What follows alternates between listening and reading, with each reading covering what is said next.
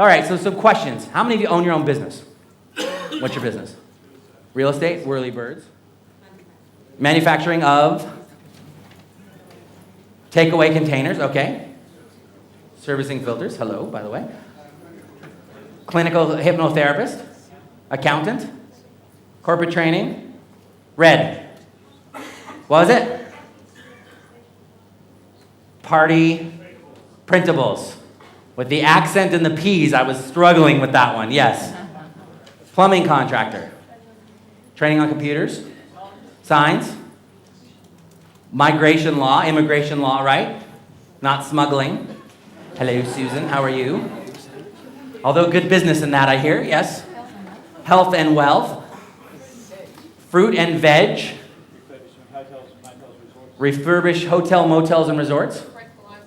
Breathalyzers and drug testers. I think there's people in here that need that, yes. What was that? Farming. Soy candle. Personal branding. Residential construction. Outback tour operator. International trader. Telephone sales. Promotional merchandise. You're all right, you're good. Yes. Australian tourism, yes. Life coach.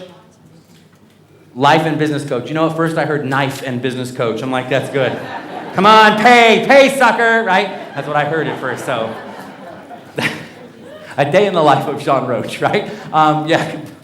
And he wouldn't want to know what I heard over there, by the way. That's why I asked a few times before that actually came out of my mouth. Okay, so why do I ask about businesses? First of all, it's interesting. Most business owners, if you have that, you're horrible at saying what your niche is. You need to break that habit, right? Manufacturing.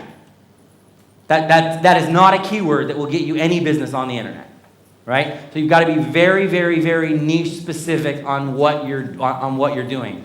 Refurbishment of it was hotels and what else? Resorts. And resorts. So 2 different zones. What size? How big of a hotel? How big of a? And you may do it all, but understand online you can't do that because they're not looking for that. Someone with a small hotel is going to be thinking completely different than someone that's looking for the business to revamp something like the Hilton downtown in CBD. So you have to be able to do that. Soy candles, same thing. There's a completely different market. You also want to be looking at breaking it down, men and women and age group. Will your niche break down men and women and age group? Can you actually do that? How many people have a hobby? That's kind of sad. Any snowboarders in the room? Snowboarders? You know why skiers carry poles? Hit snowboarders. All right. My skiing websites love that. Okay, so hobbies. This is a great place to start if you don't have a niche to start in or you don't have a business or you're working for somebody else. Start marketing and promoting your hobby. Do it with the intent, by the way, of making no money. Don't look at, well, I'm doing it to make money. Because here's what I've also found. If you chase the dollar, you usually will fail. If you chase something that you're passionate about, it's amazing how that will roll into that. Party papers and that, there's probably tons of things that you guys could roll out into and different websites that you could design and build into that. A lot of stuff that we've talked about with your business. Life coach, same thing. Business coach, you've got to be able to market that down.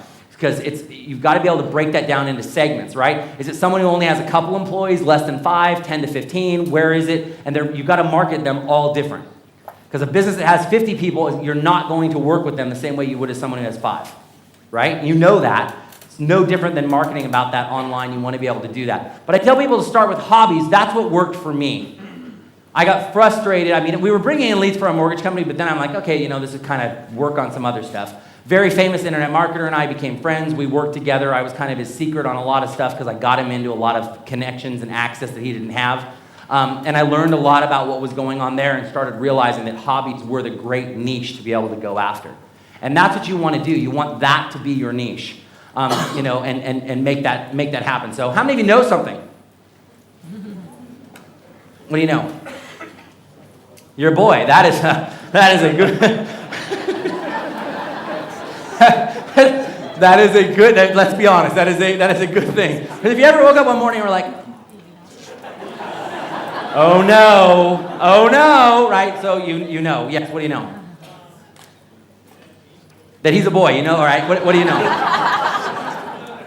I'm not even going to touch that, by the way. You shouldn't even touch that. Yes. Photographing. Okay, what do you know? Friday. Real estate. All right, so here's why I asked this, and I'm speeding along just so you understand that, is, look, businesses, hobbies, and things that you know, there are thousands of people looking for that online right now. On stuff that you know.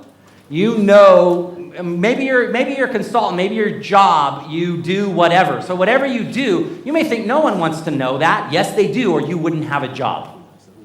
And if you turn that into an ebook or an audiobook, or you did something else and turned it into a product, there are people out there that you can either give it away and then sell them something else down the road, because again, they don't know you, like you, or trust you, or create it as a product and sell it. You got to test.